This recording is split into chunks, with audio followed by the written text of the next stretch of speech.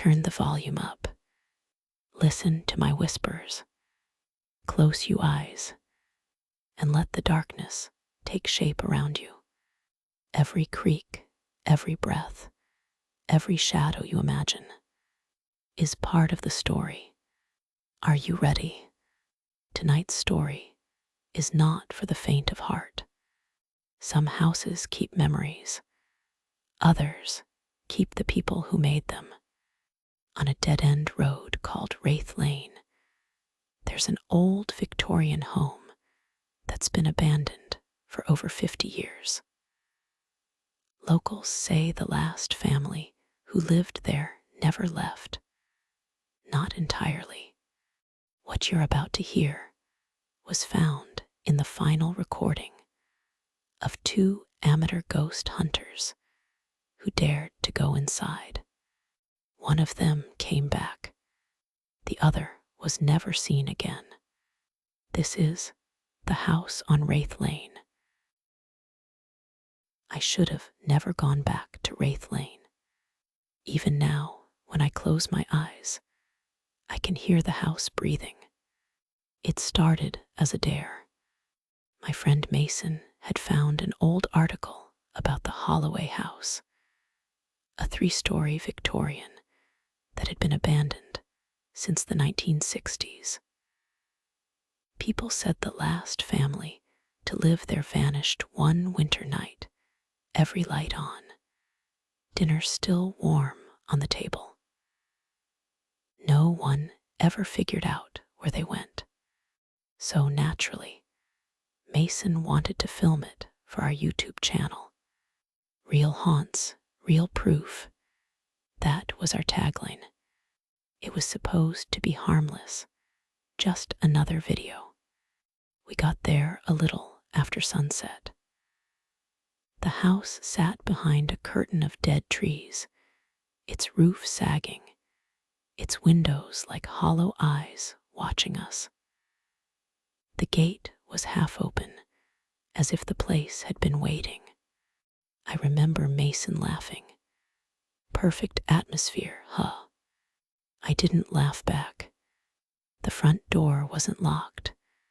It just gave way.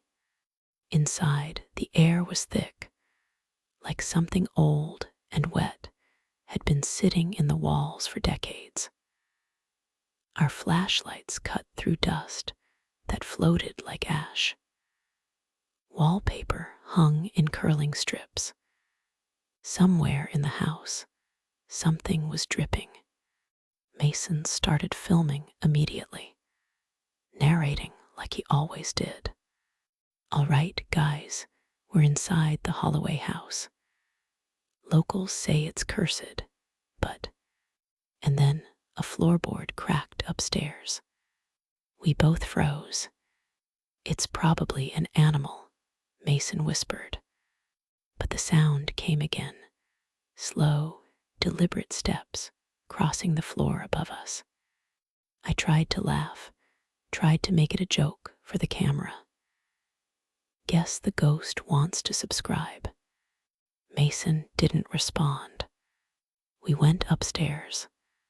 Every step screamed under our weight. The hallway was long, lined with doors that leaned off their hinges. I remember the wallpaper pattern roses, faded and peeling, the petals stained dark as rust. Mason stopped at the first door. He turned the knob, pushed it open. Inside was a bedroom, perfectly still, except for the rocking chair. It moved just once.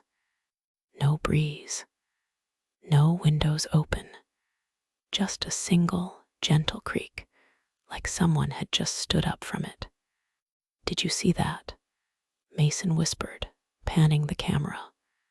And then, through the lens, we saw the mirror.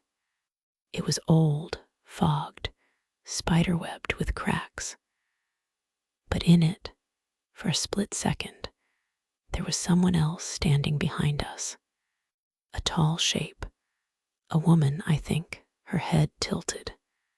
When Mason spun around, one was there. He tried to laugh it off, but his voice cracked. Camera glitch, right? Just a reflection. But the rocking chair began to move again. Harder this time. We bolted. Down the hall, another door slammed shut by itself. A low moan seemed to seep from the walls. It didn't sound human. It sounded hungry. Mason wanted to keep filming. We can't stop now, man. This is the real deal. But I wasn't listening anymore. Something was whispering my name. Soft, close, right behind my ear. Eli. I spun around, nothing, just the dark. Then the camera light flickered, and for a heartbeat, I saw her again. The woman. Her face wasn't right. Too long, too pale. Her mouth stretched open as if screaming, but no sound came out. I ran. The stairs felt endless. Mason shouted for me to wait, but his voice sounded wrong, like it was coming from far away. I hit the front door and pulled. It didn't move. It was swollen shut, or holding itself shut. Behind me, footsteps came down the stairs, slow, heavy, deliberate. I didn't want to turn around.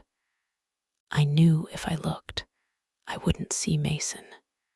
The footsteps stopped right behind me. Then a hand rested on my shoulder. Cold, wet, wrong. I screamed, and the door gave way. I hit the porch, rolled into the dirt. When I looked back, the door was wide open, but there was no one there. No sound, no light, just the empty dark yawning back at me. I called for Mason. I went back the next morning with the sheriff. The camera was still inside, still recording. It showed everything up until I ran. Then static. At the very end, a single frame of Mason's face, pale and shaking, as he whispered, "She's in the walls." They never found him. That was 3 years ago. I moved across the state, changed my number, deleted the channel. But sometimes, in the middle of the night, I'll wake up and my phone will be on the nightstand, camera app open, recording by itself. And when I check the footage, it's always the same. A room that isn't mine. Wallpaper with faded roses. And behind me, the sound of a rocking chair, slowly creaking. If you ever find yourself driving down Wraith Lane, don't stop. Don't look at the house. And whatever you do, don't listen if it whispers your name. Because some doors, once opened, never really close. Thank you for listening to tonight's story, The House on Wraith Lane.